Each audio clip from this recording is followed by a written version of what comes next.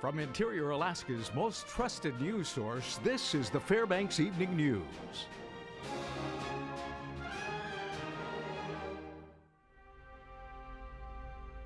Good evening. Thank you for joining us. Our top story, a University of Alaska Fairbanks student was found dead this morning of what appeared to be an accidental self-inflicted gunshot wound. That according to UAF spokeswoman Marmion Grimes. The body of the male student was found outside a vehicle in the parking lot of the Reichert building on the west ridge of the campus. UAF police were dispatched to the scene. The name of the student has not been released as next of kin haven't been notified. Grimes said the case is under investigation and more details will be released as they come out to light. Alaska Communications announced today they are selling their wireless assets in Alaska to GCI Communications. The company's roughly 109,000 customers will not see any immediate changes and do not need to take any action right now, according to ACS. The move is part of ACS's broader push to pay off debt and focus on its broadband and information technology services. The sale is for $300 million. According to ACS, customers with wireless and home internet bundles will have their wireless contract moved to GCI next year, and their home internet service will continue with Alaska Communications. Alaska lawmakers are preparing to take up issues related to the legalization of marijuana during the upcoming legislative session. A new law legalizing and regulating recreational use of pot takes effect early next year. A legislative report requested by Senator Liesl McGuire includes an estimate that the state will net up to $3 million from marijuana commercialization in the first year. By 2020, as regulation costs go down and the marijuana industry matures, sales of the drug are expected to bring in over $20 million in annual tax revenue. An Alaska Native woman who founded Fairbanks Native Association and has been a key contributor in the interior and surrounding villages is turning 94 tomorrow. Stephanie Woodard sat down with her and shares her story. Another day, really. You know, I'm not excited about it or anything, but it's a fun thing after you get so old and get to a certain age, you don't plan on what you're going to do anymore, you know? Pauldine Carlo is celebrating her 94th birthday tomorrow. Carlo has been a staple figure in the Native community for years, first stepping foot in Fairbanks in the 1930s. My husband, Ralph Purdue, he had a little shop in the Nordale Hotel. And people always get this all mixed up because a lot of people say they started. We didn't never even do them, you know.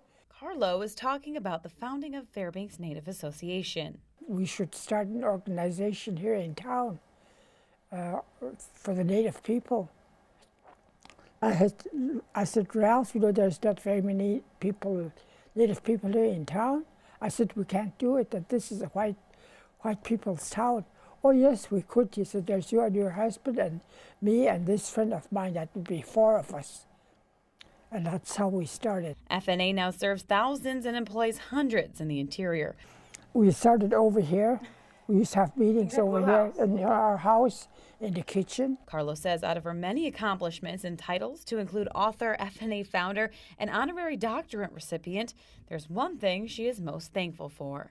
Like I said, I had a beautiful, beautiful life.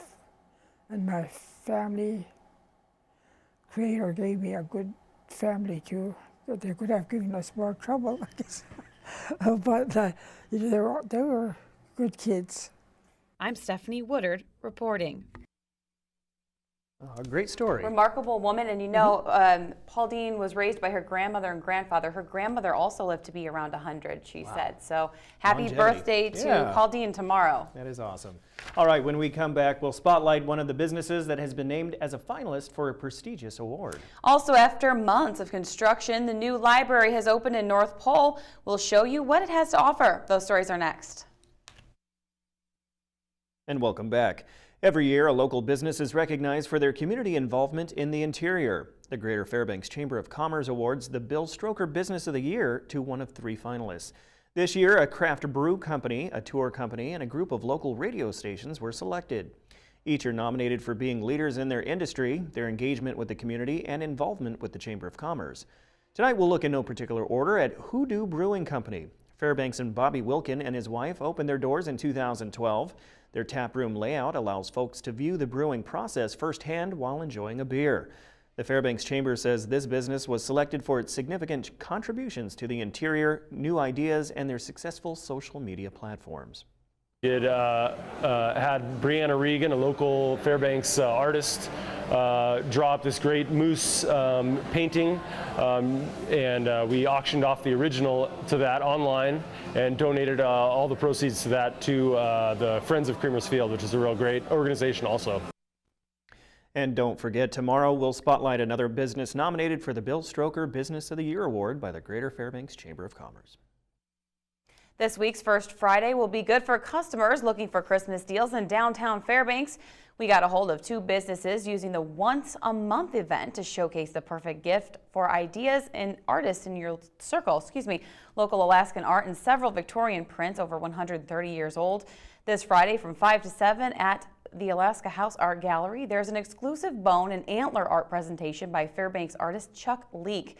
Customers can come in and buy any pieces they like, which includes works of art carved from mammoth and bear bones, deer and moose antlers, and other creatures found in the Alaska tundra.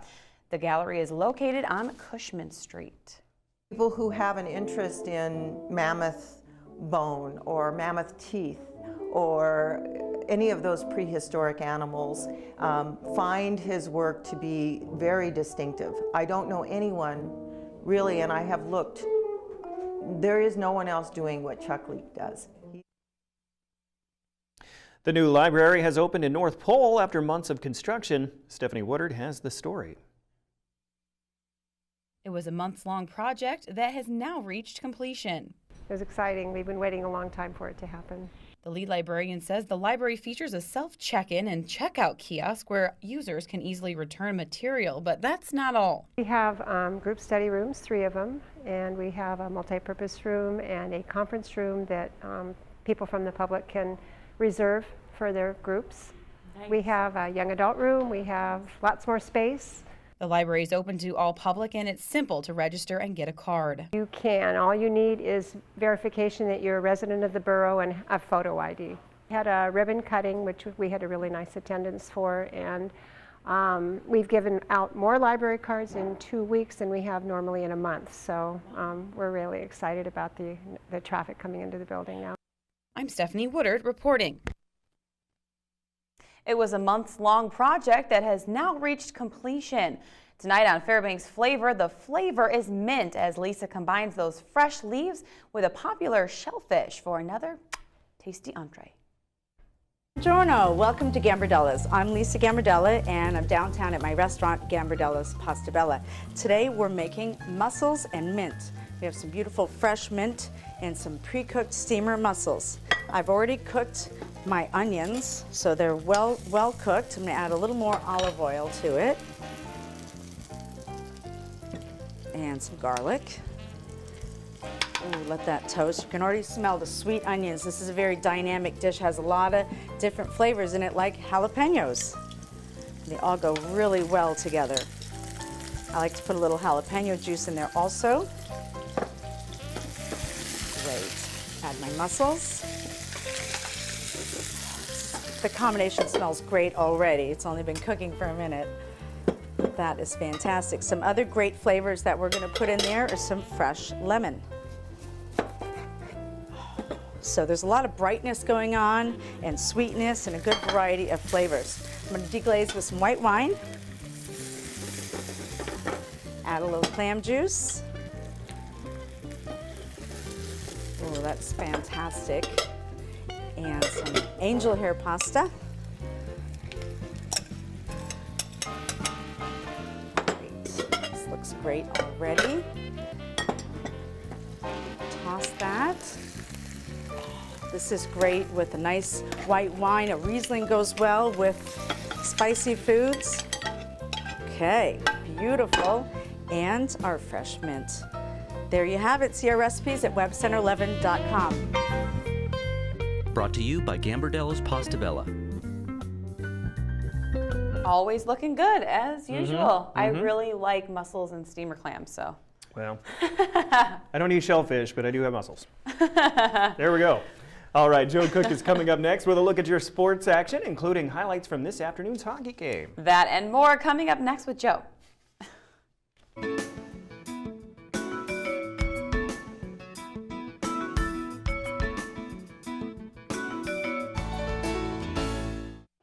Welcome back, Interior Alaska. Joe Cook here in the Sports Sea for you with your local Thursday sports. After splitting with the Northern Michigan Wildcats, who came in last weekend with the WCHA's top goalie, Matthias Dahlstrom, the Alaska Nanooks will face the hottest goalie this weekend. Make that the hottest team in the conference. Alaska visits number 4 Minnesota State Mavericks.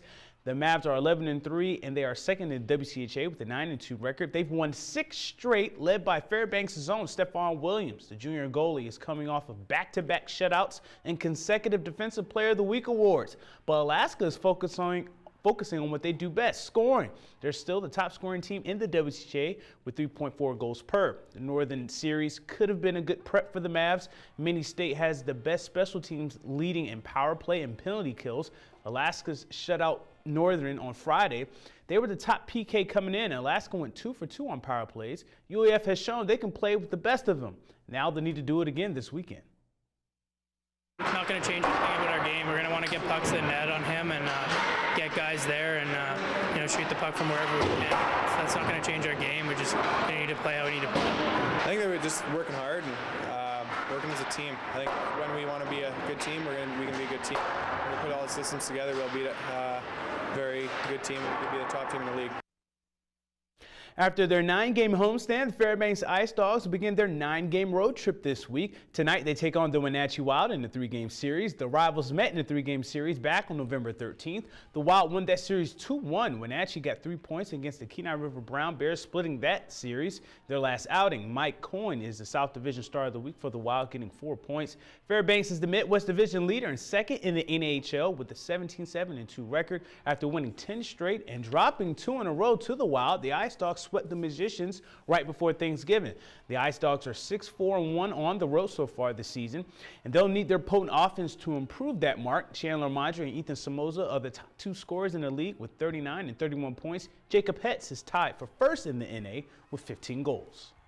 And speaking of hockey, some high school hockey this afternoon in the Big Dipper, the rivalry of the Greatland, the Monroe Rams and the Hutchinson Hawks. The Rams beat the Hawks in their first meeting back on November 8th, so Hutch looking to square things. 6:56 in the first, and Monroe's Matthias Simugala finds Mike Coyley, who flings it from the Hutch bench, and the puck gets behind Zach Hansen. Monroe up 1-0 after 1. Less than 2 minutes into the second period, Dylan Steele, he gets his wraparound just past the goal line to give the Rams a 2-0 lead. Steele had 2 goals in this one. Ryan Mitchell, the Rams freshman, finishes off a nice individual effort for a dirty goal, 3-0 Rams. Coyley adds another from deep with 1:36 left in the second period. Monroe wins this one 5-0. Nate Jankowski makes 16 saves for back-to-back shutouts for Monroe. The Rams are 6-1 after winning their 6th straight game this afternoon. I think hard work and heart, that's been Monroe's thing for a long time, and I think that always comes through. I think we keep doing good at practice in the morning, keep talking. I think the biggest thing is communication for us. I think that Jankowski working hard out there, it just makes us work harder as a team. It really shows us what we need to do. And Jankowski coming off last year, he had a solid year last year. Bros, mentored him and what he needed. So I think that Jankowski just has all the tools and he's just putting them together. And in Anchorage last night, the Lathrop Malamutes fall to 2-4 on the year after a 2-0 loss to South Anchorage. Ryan Ebenall made 23 saves for Lathrop. South improves to 5-2 on the year. You would think a long-running program celebrating a benchmark year of existence would celebrate with a party. Well, the club swimming program, the Stingray swim team, did that last night in the Patty Center pool, but they also gave back. The Stingrays, celebrating 30 years, had their annual holiday drive and gift wrapping event in support of the Interior Alaska Center for Nonviolent Living. UAF swimming head coach Scott Limley started the program 30 years ago. Ages 5 through 18 participate in 7 divisions. The program produces a number of talented local swimmers, including Cassidy Heaton, who signed with UAF in November. Current Stingray head coach Josh Gregory hopes his kids learn that celebrating doesn't always have to be about you. We teach swimming, but we're also hoping that our swimmers pick up on some things that they'll keep with them their whole lives. And community involvement is one of those, giving back, helping out needy families. And so hopefully this Christmas drive helps that sink in. And that's it for sports. Mike Schultz is next with your full weather forecast, and we'll catch you next time. Hey everyone, welcome back into the Fairbanks Evening News for a Thursday. Mike Schultz with you once again, taking a look at the weather. And the weather is cold, getting colder, but not really severe cold, but we are definitely getting cooler temperatures. No snow in the forecast right now, just mainly partly cloudy to cloudy skies. Our photograph for tonight, sent in by Trevor Gridley, a winter sunset. What a beautiful shot that is. Again, the colors are gorgeous, and it just kind of captures the feeling that you would be out there on that area there looking at the sun going down. As always, if you have a photograph to share, please send it to photos@ktvf11.com, and we'll share it with the rest of the audience. Your numbers look like this: 9 below right now after a high of 6 below. The low last night was 9 below. Look at the record different temperatures in the high and the low. 52 for a high in 1934, 53 below in 1935, 105 degree temperature difference there. Sunrise and sunset about 4 hours and 22 minutes, a loss of 4 minutes from yesterday. On our satellite and radar, lots of high clouds, but that's about it. No real organized systems, and all of it mainly south of the Alaska Range. You did see a few wisps of clouds here today, but that's all going to remain down to the south. There is a little bit of activity moving across southeast Alaska, and that's about it. On the map tonight, here's what it looks like. As you can see, looking at a little shower activity around the Ketchikan area, just mainly partly cloudy skies at Juneau. Showers around Kodiak region. Anchorage, mainly partly cloudy skies. To the west we go, a few scattered snow showers in the southwest part of the state with partly cloudy skies at Nome. Cloudy skies at Barrow, I should say, 7 degrees above and 3 degrees with cloudy skies in the Fort Yukon area. Lower 48 weather, let's head on down there and see what's going on. More rain falling across the Pacific Northwest, and the rains that were falling over Southern California are starting to diminish. Rain falling across parts of Texas into Kansas and New Mexico. Otherwise, elsewhere across the states, you can see looking at sunshine to partly cloudy skies over the southeast. More showers around the Miami area, New York at 45. The satellite picture looks like this, and you can see why there's a little bit of rain moving across parts of Texas and a little bit of activity moving across the Great Lakes, while over California, more showers moving in, but the big news is more heavy rain across the north part of California, because a parade of storms will be lining up and moving right across Northern California, Washington, and Oregon over the next week, so a lot of rain expected there. And the overall jet stream, once again, from west to east, when that happens, that's exactly what you're going to get moving across the northwest, with showers over the deep south and colder temperatures over the northeast. Okay, back to Alaska for tomorrow in the northern sections. Cloudy with a little fog at Barrow, a few clouds in Nome, and flurries expected across the Fort Yukon area. Here in the interior, we'll be looking at, for the most part, morning fog, then a few clouds for the Fairbanks, Healy, and Delta Junction regions, while over southeast Alaska, a mixed ballpark of weather.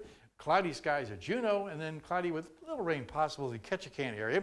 And over the southwest part of the state, rain and snow showers at Cold Bay and Bethel, and rain expected at Kodiak. And if you're heading on down to the Anchorage Bowl, looking at pretty nice weather. Partly cloudy for Anchorage, a few rain showers possible at Homer, and cloudy skies at Valdez. Okay, time once again for our weather fact for tonight, as this week we're giving the kids a little time off. In 1989, Lakeland, Florida recorded a record low as the thermometer dropped to 31 degrees, below freezing in Florida. Amazing. Again, thanks to Mount McKinley Bank for sponsoring our kids' weather. And of course, next week we'll be visiting with the kids from Nordale, and as kids' weather continues. It's a Thursday night, which means it's time for our road conditions on the Dalton Elliott Highway. Icy patches, snow on the road, and there is some winds here and there. Over the Stevenson-Richardson highways, snow-packed snow removal equipment on the road, so give them plenty of distance. And if you're heading on down the Parks Highway, frosted surfaces, icy spots, and some snow on the road here and there. So all in all, not too bad, and no weather to be expected there, so that's good news. All right, here's your forecast for the remainder of the night. Increasing clouds with some fog developing, 7 degrees below zero for the overnight low. That's not too bad. And tomorrow's high, cloudy with areas of fog in the morning, then warmer in the hills because of, once again, an inversion going on, and we have an air quality problem for you folks in the North Pole, so keep that in mind. If you have any problems breathing, you may not want to go out to play outside tomorrow. 6 degrees for the high tomorrow. Here's your extended forecast. As you can see, cloudy skies on Saturday, then partly cloudy, maybe some snowflakes possible on Monday, and then the rest of the 5-day period, mainly partly cloudy to cloudy skies. Pretty consistent on the daytime highs, right around 5 degrees to 5 below, and overnight lows around 5 below. So all in all, not too bad. Like I said, this time of year, it can get really cold, so we're dodging a bullet again with cold temperatures. I feel like we are. Mm-hmm. All right, Mike. Thanks. That'll have to do. And what was that, Joe? Matrix. Oh. All right, that'll wrap up this edition, the Matrix edition of the Fairbanks Evening News. We are so glad you could join us. NBC Nightly News with Brian Williams is coming up next. And that will do it from all of us here at the News Center. Have a good night, and we'll see you back here at 11. Oh, don't forget to tune in to Peter Pan. Mm-hmm. Peter Pan Live. That's right. We're all flying. We're all flying tonight. You can fly. Night. See you later.